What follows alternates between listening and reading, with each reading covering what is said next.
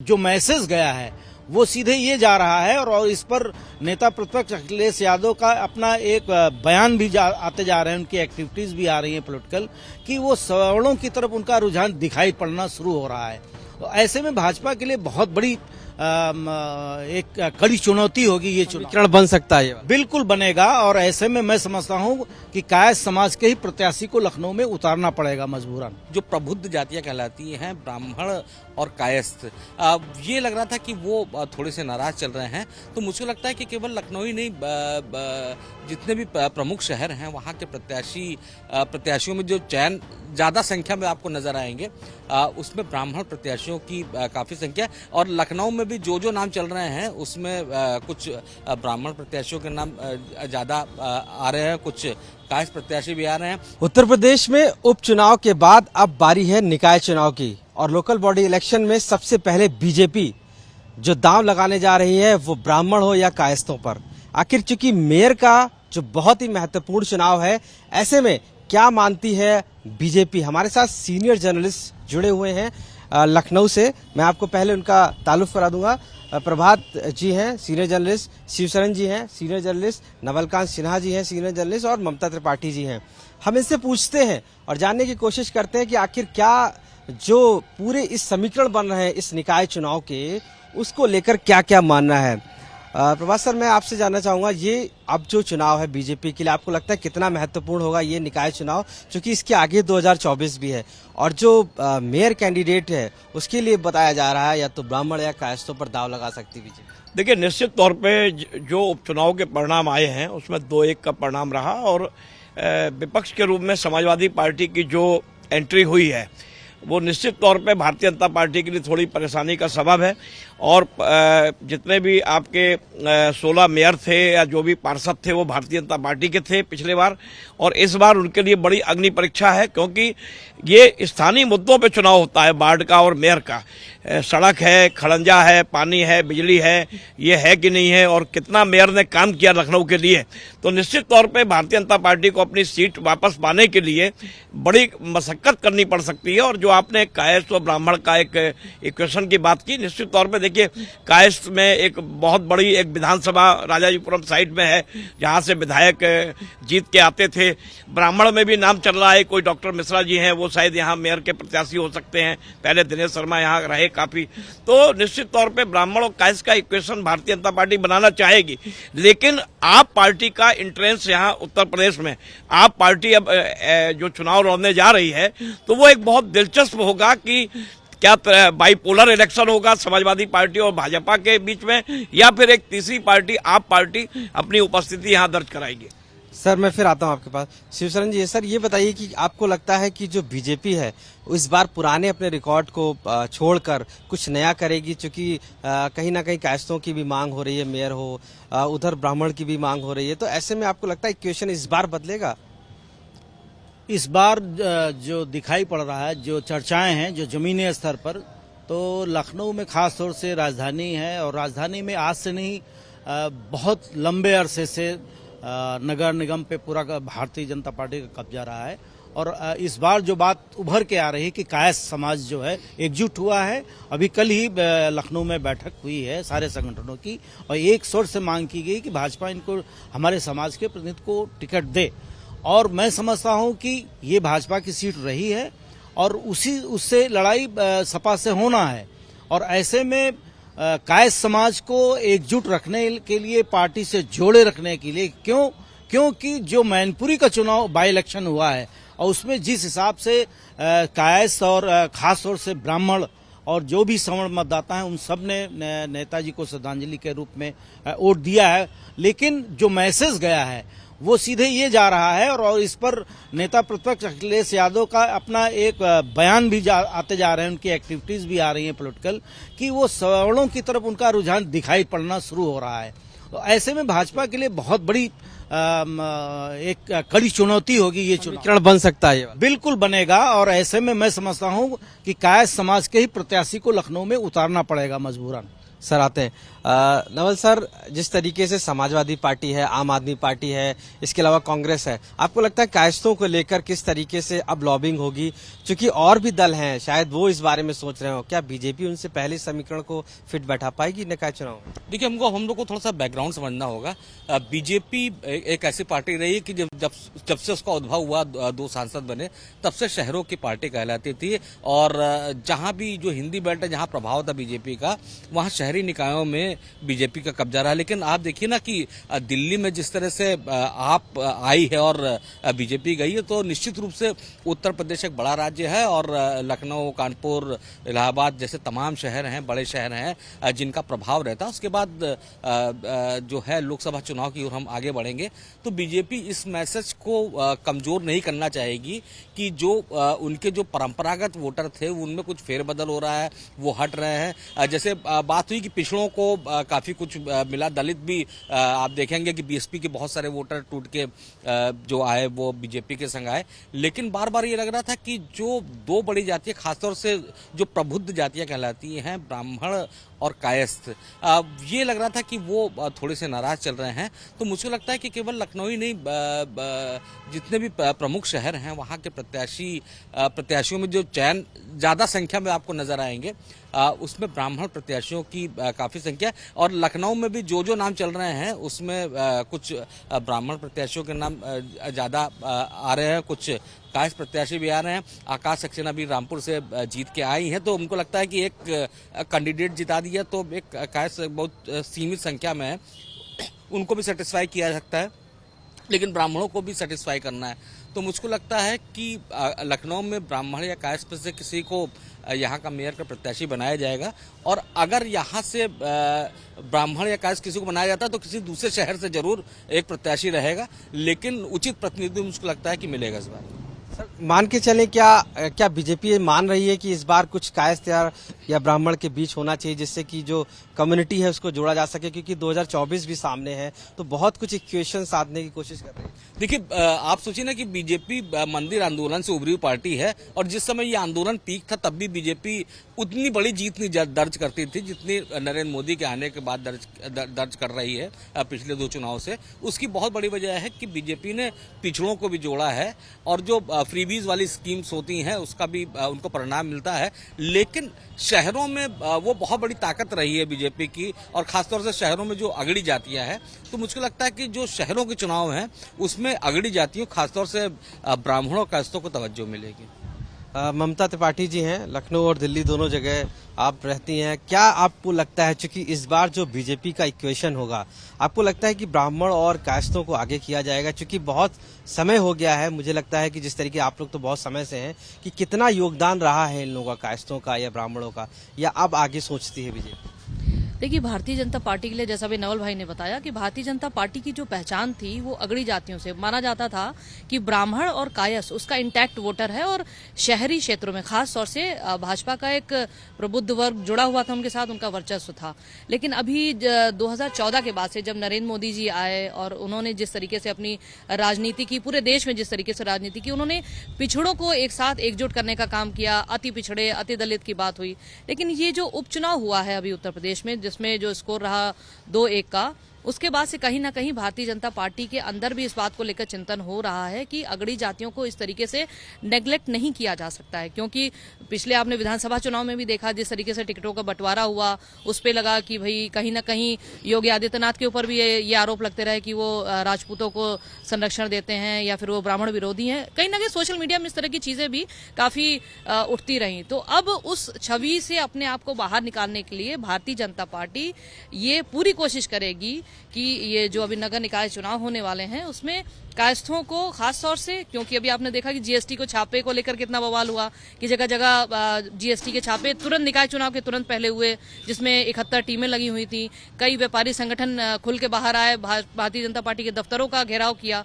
तो उसके बाद जो भारतीय जनता पार्टी का थिंक टैंक है वो कहीं ना कहीं ये सोचने के लिए मजबूर हो रहा है कि जो एक तरह से कह लीजिए कि जो जातिगत राजनीति उत्तर प्रदेश में सबसे ज्यादा हावी भी रही है, हमेशा से रही है, चाहे वो टिकटों का बंटवारा रहा हो, चाहे वो मंत्रिमंडल में सीट देने की बात रही हो, तो इनको भी साथ में लेके चला जाए। और चूंकि शहरी क्षेत्र की पार्टी, शहरों में हमेशा अच्छा प्रदर्शन रहा है, चाहे वो सत्ता में रहे या ना रहे, लेकिन भारतीय जनता पार्टी का प्रदर्शन हमेशा शहरी क्षेत्रों में आगे रहा है। और आम आदमी पार्टी भी उसी रणनीति के तहत ही काम कर रही है। तभी अभी आपने देखा कि एमसीडी इलेक्शंस में उसने कितना अच्छा किया, यही उसने हरियाणा के भी एमसीडी इलेक्शंस में उसका स्कोर अच्छा रहा।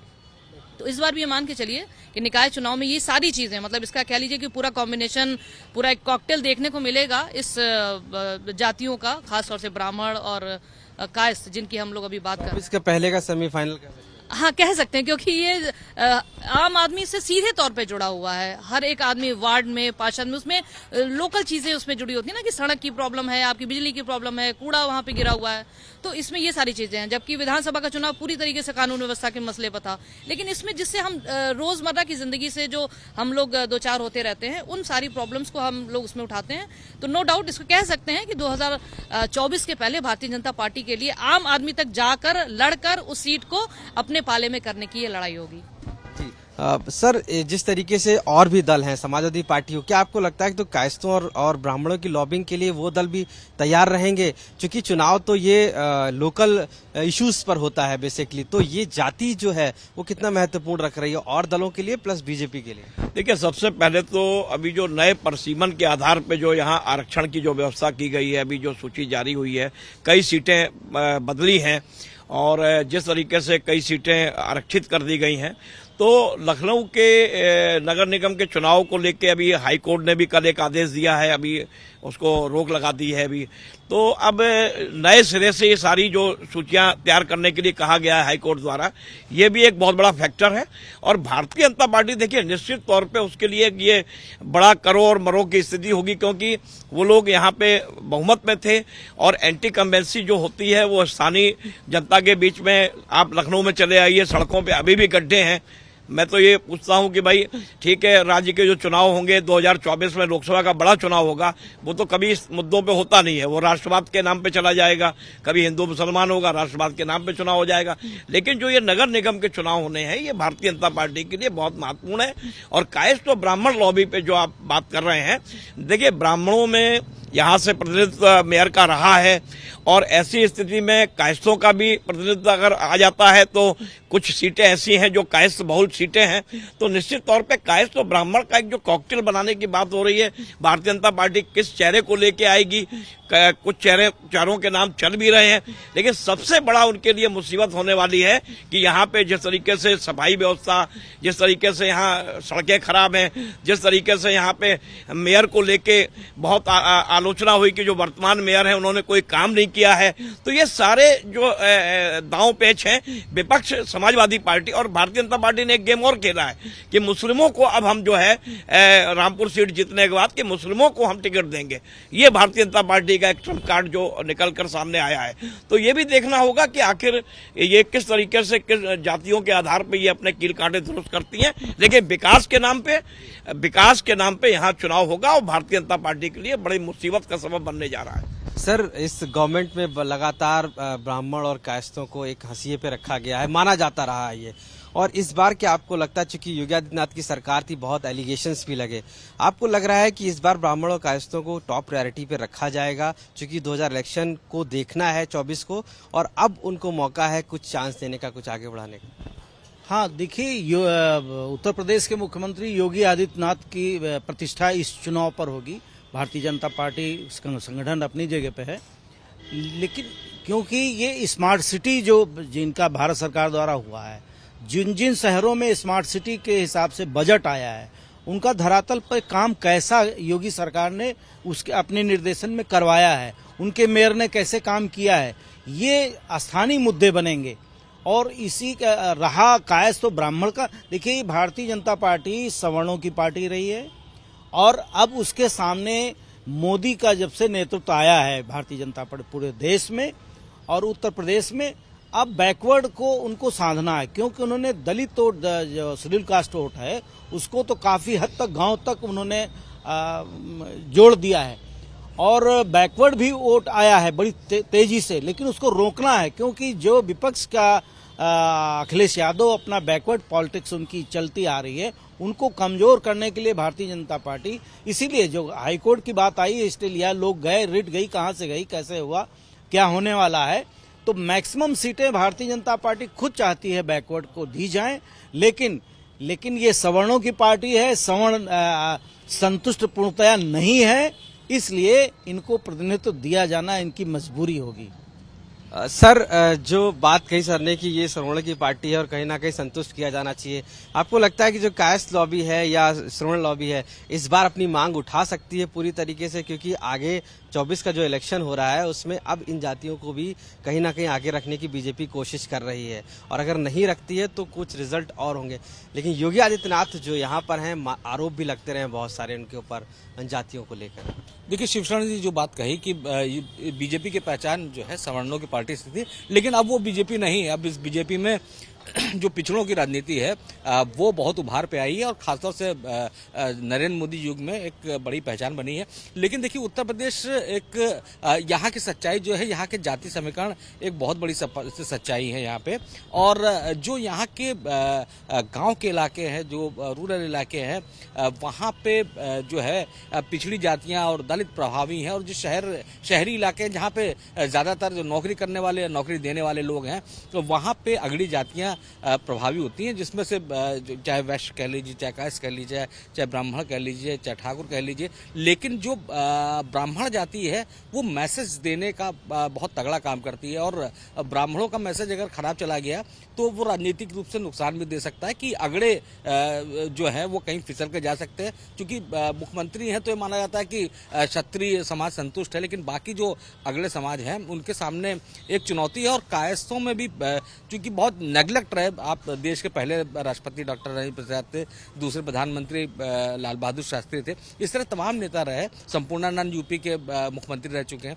लेकिन आज की डेट में उनको लग रहा था कि हम जैसे कि हम वोट बैंक बनेंगे तभी हमको वोट मिलेगा, तो ये लोग जुड़ना शुरू हुए। और मुझको लगता है कि कहीं ना कहीं पार्टी के दिमाग में इन दो जातियों के लिए है कि इनको जरूर संतुष्ट करना है, क्योंकि बीजेपी की एक खूबी है कि वो कोई भी जो जगह है उसको खाली नहीं छोड़ना चाहती, हर पिकेट को भर के रखना चाहती है। जी, बहुत खूब कहा। जैसे जिस तरीके से कहा कि दोनों जातियों को अब बीजेपी साधने की कोशिश कर रही है, समाजवादी पार्टी भी है, कांग्रेस भी। आपको लगता है कि वो दल भी अब इन दो जातियों को साधने की कोशिश करेंगे, क्योंकि ब्राह्मण को लेकर हमेशा टारगेट करता रहा कि सरकार में उपेक्षा हो रही है, कास्टों की उपेक्षा हो रही है, अलग अलग दलों ने काफी चुनौती दी। तो अब मेयर एक मौका है सभी दलों के लिए कि इस जाति को खुश करने का। जी, जाहिर सी बात है। विधानसभा में भी आप देखिए ना, उन्होंने परशुराम जी की मूर्ति लगाई, फरसा लगाया, हालांकि वो एक हफ्ते बाद गिर गया था, अखिलेश ने जो लगाया था, लेकिन ये तो उसी वक्त शुरू हो गया था। 11 से 12% के करीब जो है उत्तर प्रदेश में ब्राह्मण है, और पूरे पूर्वांचल में खास तौर से ब्राह्मण और ठाकुरों का आपस में झगड़ा सर्वविदित है। सबको पता है कि इनके बीच में नाराजगी रहती है, वजह कुछ भी हो उस पर नहीं जाते हैं। लेकिन फिलहाल उत्तर प्रदेश से आप कह लीजिए कि राजनीति में जाति कभी भी खत्म नहीं हो सकती है। जाति है कि जो जाति ही नहीं है तो वो रहेगी ही इसमें। और उत्तर, जैसा अभी नवल भाई ने बताया कि भारतीय जनता पार्टी कोई भी जगह खाली नहीं छोड़ना चाहती। आपने देखा कि बड़े से बड़ा नेता चाहे छोटे से छोटा चुनाव हो उसमें उसी तरीके से उतनी ही शिद्दत से लगता है, जबकि और पार्टियों के साथ ये चीज नहीं रहती है। यहाँ पे एक चुनाव खत्म होता है, अभी देखिए उपचुनाव इधर खत्म हुआ, उधर गुजरात का चुनाव खत्म हुआ, तुरंत इन्होंने कल ही भारतीय जनता पार्टी ने प्रदेश अध्यक्ष, इनके जो संगठन मंत्री हैं उन लोगों ने यहाँ पे मीटिंग ले ली। मुख्यमंत्री योगी आदित्यनाथ पूरे उत्तर प्रदेश के भ्रमण पे हैं, हर एक जिले को वो छू रहे हैं, वहां पे जा रहे हैं, कोशिश कर रहे हैं कि जितना हो सके वो लोगों से बातचीत करें, जनता की समस्याओं को दूर करें। तो कहीं ना कहीं भारतीय जनता पार्टी ये जानती है, उसको पता है कि इस चुनाव की कितनी इंपॉर्टेंस है। और अगर इस चुनाव में एक नैरेटिव सेट करने की बात होती है, तो अगर ये नैरेटिव सेट हो जाता है कि ब्राह्मण उनसे नाराज है, कायस्थ नाराज है, या फला नाराज है, फला जाति नाराज है, तो इसका डाउन द लाइन नीचे तक उसका असर जाता है, जो कि भारतीय जनता पार्टी बिल्कुल भी नहीं चाहती है। अन्य शहरों में भी आप देख लीजिए, गाजियाबाद हो गया, आप उसके बाद बरेली हो गया, आप आगरा ले लीजिए, तो कहीं कहीं नाराजगी लोगों की अब आने लगी है। तो भारतीय जनता पार्टी के सामने बहुत बड़ी एक तरह से कह लीजिए ये क्वेश्चन है कि उनको सबको साथ में लेकर, जो उन्होंने मोदी जी ने कहा था ना कि सबका साथ सबका विकास, तो वो सबको साथ में लेकर सबका विकास करने की जो बातें हैं अब उसको जमीन पे, धरातल पे उतार के दिखाएंगे। उसके लिए इससे अच्छा कोई मौका उन्हें नहीं मिलेगा, क्योंकि 24 बहुत टफ है। आखिरी एक पॉइंट बस आपसे मैं ये लूंगा कि आपको, आपकी नजर से क्या लगता है इस बार कौन कौन से जो जाति हैं वो ऊपर रहेंगी मेयर चुनाव में। एक आपका स्पेकुलेशन लगा लेते हैं जो हम फिर बाद में भी जब मेयर डिसाइड होगा उसके बाद भी डिस्कशन करेंगे। तो एक आपको क्या लगता है कि कौन कौन सी बीजेपी जाति को अग्रीड रखेगा इस बार मेयर चुनाव में? देखिए, बीजेपी के लिए सभी जातियों को लेके जो चलने का उनका एक वो है। अब इसको हम इस तरीके से लेंगे कि ब्राह्मण, ठाकुर, कायस्थ या ये जो भी जितने भी वर्ग हैं, देखिए बीजेपी का ये जो चुनाव होगा ये जाति के आधार पर तो होगा, लेकिन सबसे बड़ी चीज डेवलपमेंट होगा, विकास होगा स्थानीय क्षेत्र का। क्योंकि यहाँ पे जो विकास कितना किया है भारतीय जनता पार्टी ने, 6 साल की योगी सरकार रही है, निश्चित तौर पे योगी जी 24/7 काम कर रहे हैं, लेकिन उनके अधिकारियों ने कितना काम किया। कुछ नाम सजेस्ट करना चाहेंगे? नहीं, नाम तो अलका दास का भी चल रहा है यहाँ मेयर के लिए, डॉक्टर मिश्रा हैं एक, उनका भी नाम चल रहा है। तो अब बीजेपी तो अगर हम जो नाम सुझाएंगे उन नाम को हटा के भारतीय जनता पार्टी ऐसा नाम प्रस्तुत कर देगी जिसके बारे में कोई सोच नहीं सकता। सर, आप कुछ नाम सजेस्ट करना चाहेंगे या आपको लगता है किन किन लोगों को या किन किन जातियों को आगे देखिए, अटल सरकार के बाद जब से मोदी सरकार इस देश में आई है तब से आप ये अनुमान नहीं लगा सकते हैं भाजपा क्या करने जा रही है। मीडिया भी नहीं जान पाती है, हम आप भी, दिल्ली की भी मीडिया है, लखनऊ भी, सब इस मामले में सुन तो काफी समय से देखते आए हैं, सिनेरियो बड़ा बड़ा बदलते आए होंगे। हाँ, लेकिन क्या कल्पना किया था कि मुर्मू जी जैसी पर्सनालिटी जो है देश की राष्ट्रपति पद पे होगी। तो भाजपा ऐसे ही ये जो जितने मेयर कैंडिडेट आएंगे ऐसे ही उभर के आएंगे जिससे कि उनका जाति समीकरण बिल्कुल सेट बैठे और वो कामयाब हों। सर, कुछ सजेस्ट करना चाहेंगे नाम, या आपको लगता है जो जातीय समीकरण सेट होगा 24 के हिसाब से या कुछ अग्रणी जाति? देखिए, बीजेपी ने जो सिस्टम अब कायम कर दिया है तो आप समझ लीजिए कि हम लोग की स्थिति वैसे ही हो गई है कि जब या तो प्रेस कॉन्फ्रेंस होती है या ट्वीट होता है उससे पता चलता है कि फाइनल कैंडिडेट कौन है। क्योंकि वो बहुत सर्वे कराते हैं, बहुत चीजों पे रिसर्च करते हैं और उसके बाद नाम घोषित करते हैं। चूंकि मजबूत पार्टी है, मजबूत नेतृत्व है और उसका विरोध करने की क्षमता कम है, तो वो दबाव वाली पॉलिटिक्स उतनी चलती नहीं है। तो बहुत समझ के ठोक पीट के ही बताएंगे। लेकिन जितने भी शहरी निकाय के चुनाव है उसमें लगता है कि अगली जातियों के प्रत्याशियों को प्रमुखता मिलेगी। मैम, आपसे भी आखिरी लूंगा कि आपको क्या लगता है, कुछ नाम हैं आपके पास ऐसे जो पुराने आपका हिस्ट्री से मैच करते हो कि बीजेपी का ये रिकॉर्ड है तो इस तरीके से करेगी, अग्रणी जाति में किस किस को आगे रखेगी इस बार? भारतीय जनता पार्टी ये पुरानी वाली रही कहाँ, अब तो ये मोदी अमित शाह वाली है। इसमें किसी को कुछ नहीं मालूम है। नोटबंदी के पहले आपको पता था क्या कि रात में 8 बजे के बाद आएंगे और उन्होंने कहा कि 12 बजे के बाद सारे नोट बंद? किसी को पता ही नहीं था, किसी ने सोचा भी नहीं था, कई लोगों को समझ में नहीं आया क्या हो गया। तो ये मोदी जी की भारतीय जनता पार्टी है और वो अचानक से ऑल ऑफ ए सडन सबको पता चलेगा कि जिनको उनको लगता है कि इनका समीकरण अच्छा है, इनकी छवि अच्छी है। क्योंकि भारतीय जनता पार्टी छवि पे बहुत ध्यान देती है, वो इस पे उसका काफी फोकस रहता है कि जनता के बीच में एक गलत मैसेज ना जाए कि जिस तरीके का कैंडिडेट उन्होंने उतारा है उसको लेकर पार्टी की छवि ना खराब हो और उसकी इंडिविजुअल अपनी छवि भी ना खराब हो। और इसमें कोई दो राय नहीं है कि इस बार अगड़ी जातियों को ज्यादा तरजीह दी जाएगी और कोशिश करेगी भारतीय जनता पार्टी के जो पिछले 2 चुनाव में इनसे नाराज रहे हैं वो सारे भी जो हैं उनके सारे शिकवे दूर करके उनको अपने साथ लेके आए। तो ये सभी वो वरिष्ठ पत्रकार हैं, सीनियर जर्नलिस्ट हैं, सबका मानना यही है कि जिस तरीके से अब बीजेपी है वो काफी बदली हुई है और अग्रणी जाति के लोगों को इस मेयर चुनाव में परखा जाएगा। क्योंकि 2024 का इलेक्शन सामने है तो बीजेपी कोई भी समीकरण ऐसा है नहीं छोड़ना चाहती जिसकी वजह से उसको 2024 में नुकसान हो। और यही वजह है कायस्थ और ब्राह्मण लॉबी खुलकर मेयर चुनाव के लिए आ रही है। यही मत जर्नलिस्ट का भी है। लखनऊ से कैमरा पर्सन गौरव गुप्ता के साथ आशीष श्रीवास्तव, यूपी तक।